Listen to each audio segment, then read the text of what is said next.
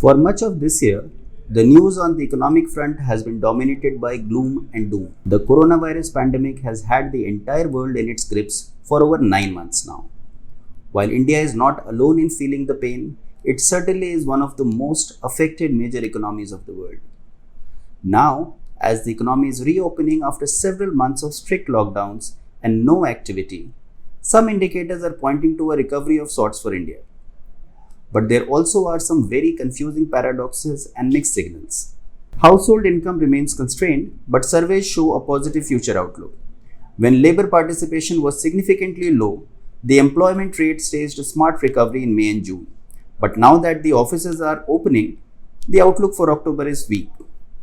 And most confusing of all, even as demand in the economy is squeezed, inflation continues to be high. In fact, retail inflation climbed to an 8-month high in September and wholesale inflation to a 7-month high. Why? What explains high retail prices in these times? What impact will it have on interest rates? And when could we expect food prices to see some cooling? Let's take a deep dive with AQB to understand. Welcome to the show, AQB.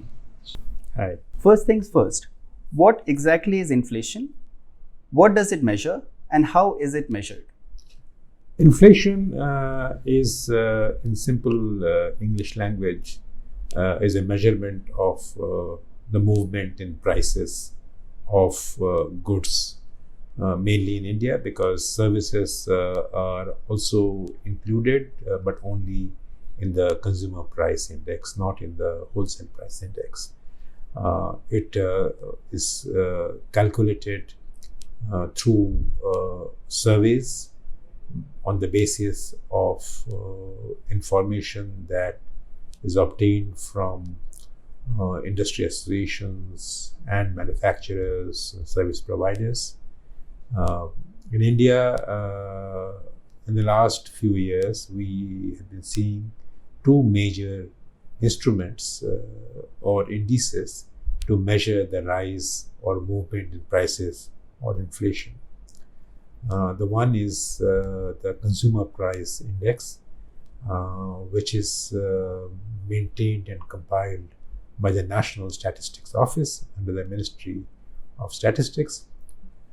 And the other one is the wholesale price index, which is managed and whose data is compiled by the Ministry of Industry, in which we have an office of the economic advisor. That office compiles that data. Wholesale price index captures the rise or movement in prices at the wholesale end, which means mostly it is a kind of a producer price, the price which is paid by the producers, because this is the wholesale price, or intermediate suppliers or procurers of raw materials. And the consumer price index captures the price that consumers, you and I, pay. There's a key difference between the two indices, the wholesale price index as well as the consumer price index. The consumer price index, the weights, which means the emphasis that is given to the role that certain commodities will play, are very different.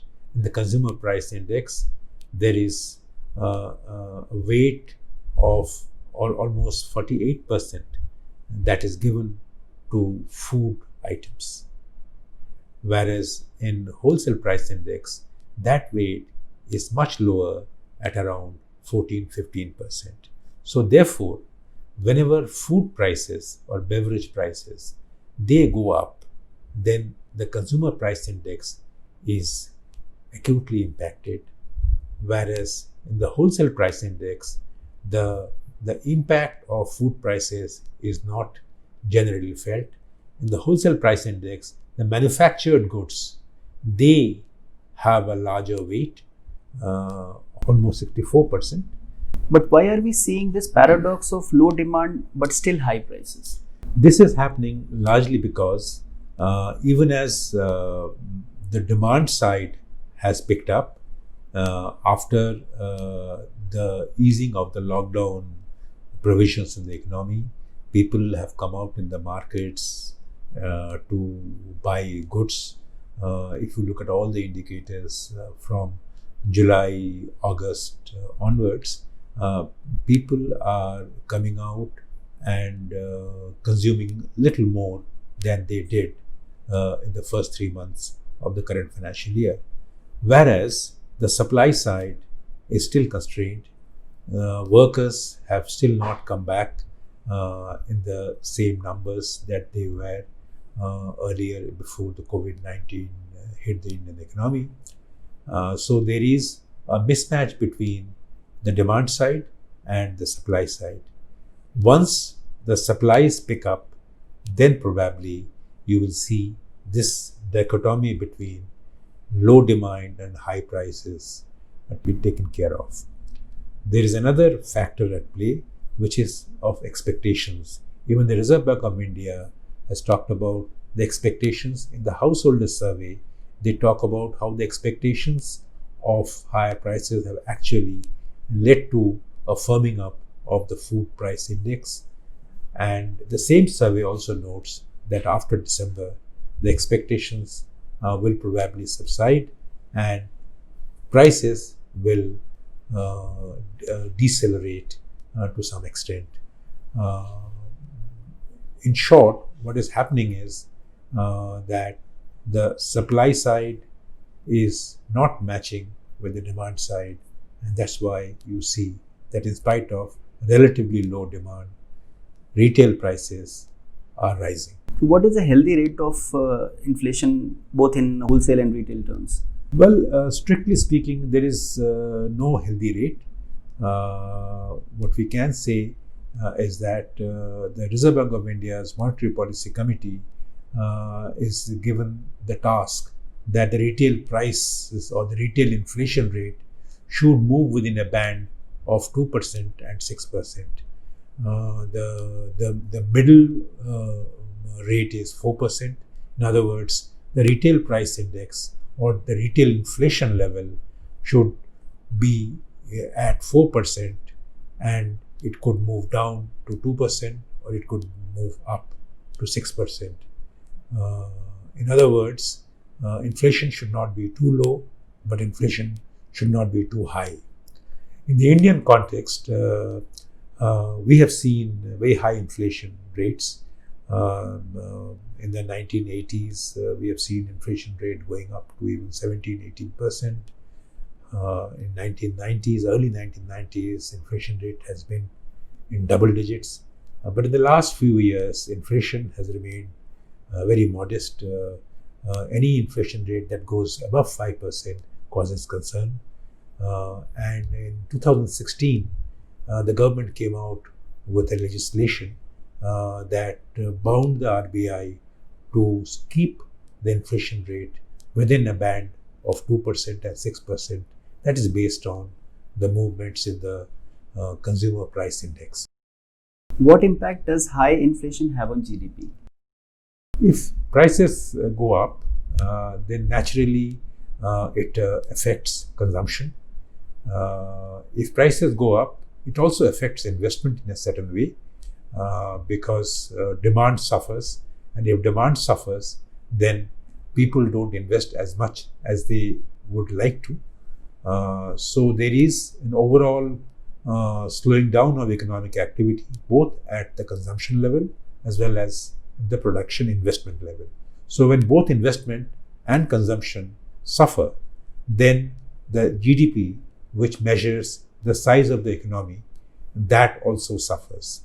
So there is a clear and direct correlation between inflation and GDP. For example, when oil prices go up, which contributes in a substantial way to a rise in the inflation rate, then also you will see that the GDP suffers. In the current COVID-19 context, what we are seeing is there is demand has weakened because of risk aversion. On the other hand, supply disruptions have still not been fully removed. So therefore, this will have an impact on the overall growth rate and the size of India's economy. The RBI is often seen conflicted between inflation and growth. What should be the priority in a difficult economic situation like we are seeing today? In the current situation, the priority has to be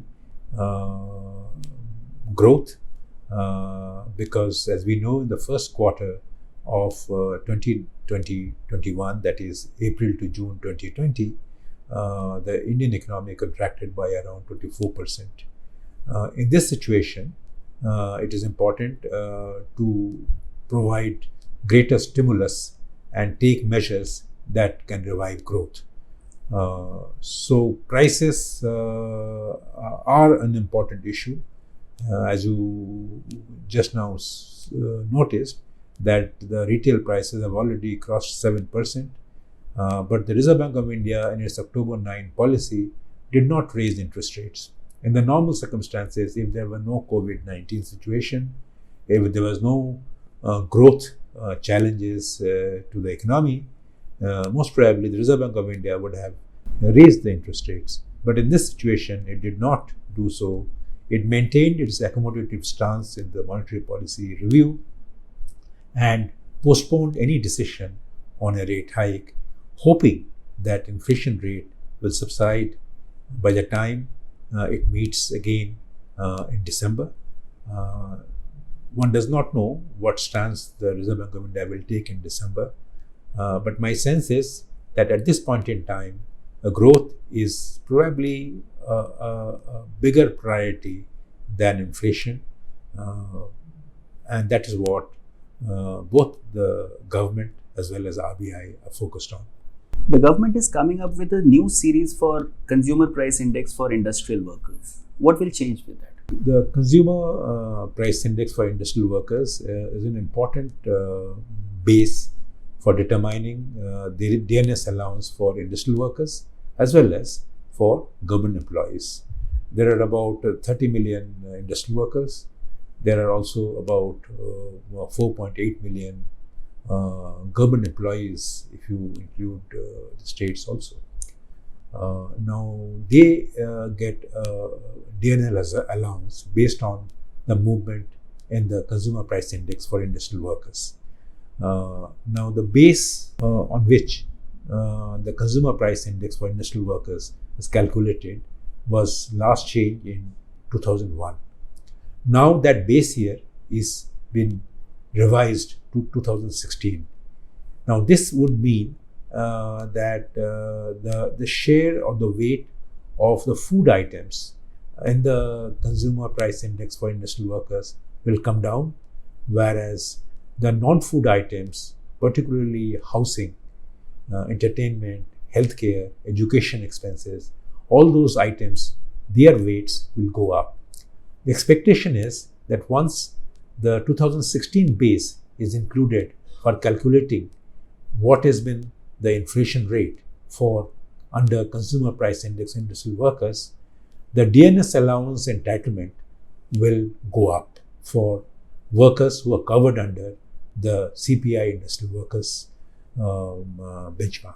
There is a catch here that the industrial workers who are in the private sector may benefit because of the revision in the base, because of the inclusion of non-food items getting higher weight. But the government employees, their DNS allowance has already been frozen till July 2021. So while the base will go up, but the government employees will not benefit from a higher DA, which will remain frozen at the 2020 March levels. So probably from July 2021, they will also start getting the benefit of the new base of consumer price index industrial workers, provided the DA freeze is lifted. In the present context, with the DA frozen, how will the new series put more money in the hands of government employees? Government employees may not get more money immediately. Government employees probably will get some more money if they take advantage of the LTC scheme that has been announced a few days ago. This decision to revise the consumer price index industrial workers will not impact as much the the government employees as the industrial workers who are in the private sector. And as I said, they are about 30 million people. So this will benefit the private sector workers more than the government employees. Thanks for your insights, AKB. And thank you all for watching. We will be back next week with another deep dive with AKB. Thank you.